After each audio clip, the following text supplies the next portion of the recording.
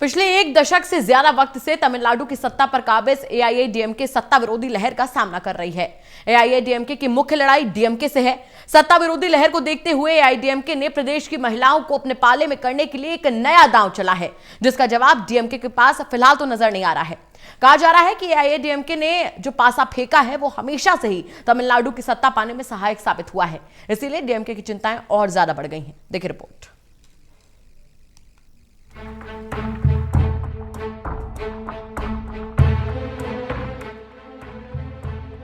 तमिलनाडु के दो बड़े सियासी दल जिनके इर्द गिर्द दशकों से सत्ता रही है, एक बार फिर से प्रदेश में चुनावी शंखनाद बज गया और ऐसे में एआईएडीएमके और डीएमके दोनों ही दल सियासी अखाड़े में कूद पड़े हैं और एक दूसरे को पटखनी देने के लिए तमाम दांव-पेच आजमा रहे हैं।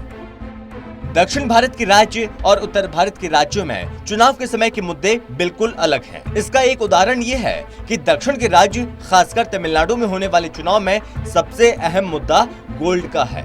जी हाँ, यहाँ गोल्ड लोन का मुद्दा इतना ज्यादा लोगों को प्रभावित करता है कि कोई भी दल इस मुद्दे को छोड़ना नहीं चाहता है। इस राज्य में गोल्ड लोन सिर्फ मुद्दा ही नहीं है, बल्कि यहाँ के लोगों की भावनाओं से जुड़ा है। यहाँ के लोग सोना रखने को शुभ मानते हैं। यही वजह है कि भारत में सबसे ज्यादा सोने की खरीदारी दक्षिण के राज्यों में होती है। यही वजह है कि सत्ता विरोध लहर का सामना कर रही एआईएडीएमके ने पहले ही ये दांव चल दिया और प्रदेश की महिलाओं को लुभाने के लिए गोल्ड लोन माफी जैसे भावनात्मक मुद्दे को पहले उछाल दिया।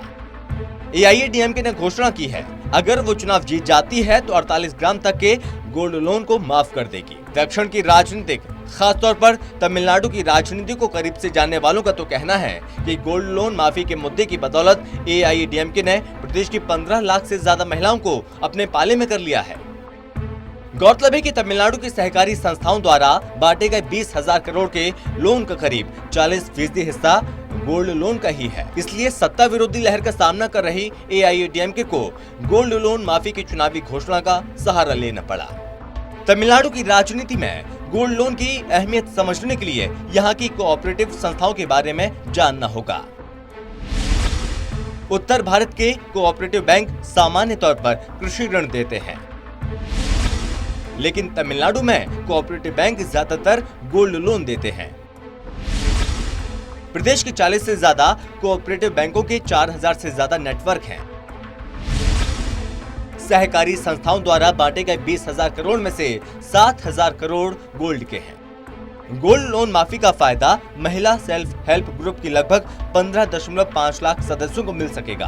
अन्ना द्रमुक की इस घोषणा से महिलाओं के एक बड़े वोट बैंक को रिझाने में मदद मिलना तय दिख रहा है। ऐन वक्त पर अहम चुनावी मुद्दा छिन जाने से भौचक डीएमके इस फैसले को उसके दबाव में लिया गया फैसला बता रही है।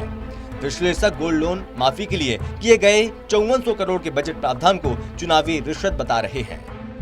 2019 लोकसभा चुनावों में डीएमके कांग्रेस गठबंधन की 39 में से 33 सीटों पर जीत में गोल्ड और कृषि लोन की माफी के वायदे की बड़ी भूमिका थी, लेकिन अन्ना द्रमुक ने ऐन चुनाव के पहले गोल्ड लोन माफी की घोषणा कर डीएमके के हाथों से ये मुद्दा छीन लिया। पार्टी प्रमुख स्टालिन ने अपनी जनसभा में हर राशन कार्ड धारक गृहिणी को 1,000 रुपए प्रति माह देने का चुनावी वादा किया। डीएमके के इस वादे को गोल्ड लोन माफी के कार्ड के तौर पर देखा जा रहा है। चर्चा ये भी है कि डीएमके के रणनीतिकार प्रशांत किशोर एआईएडीएमके के गोल्ड लोन माफी की घोषणा को कैसे बेअसर किया जाए, इसकी काट ढूंढने में लगे हैं। जानकारों का मानना है कि सोना खरीदना तमिलनाडु की परंपरा है। यहाँ अमीर तो अमीर, गरीब महिला भी हर महीने की बचत का एक हिस्सा सोने की दुकान में जमा करती रहती हैं, फिर उसके बदले में सोना खरीद लेती हैं। यहाँ सोने को बहुत पवित्र और बुरे वक्त का सबसे अच्छा साथी मानते हैं, इसलिए राज्य में कभी कमर से नीचे सोना नहीं पहनते हैं। किसी महिला के पाँव में चप्पल भले न हो, लेकिन उसके पास सोने का छोटा सा कोई न कोई जेवर जरूर होगा। दक्षिण भारतीय राज्यों में सोने के प्रति कितना लगाव है, इसे इस बात से समझा जा सकता है कि पूरे देश के हॉलमार्क सेंटर में से 1/3 यही है। सोने के जेवर रखना राज्य की संस्कृति का हिस्सा है। जरूरत पड़ने पर लोग इसी सोने को गिरवी रखकर गोल्ड लोन लेते हैं, इसलिए यहाँ गोल्ड लोन माफी काफी लोगों पर असर डालने वाली स्कीम है। अब ऐसे में देखना होगा कि सत्ता विरोधी लहर का सामना कर रही एआईएडीएमके को इसका फायदा होता है या फिर सत्ता विरोधी लहर के सामने उनका ये दांव छोटा पड़ जाता है। Special desk, total news.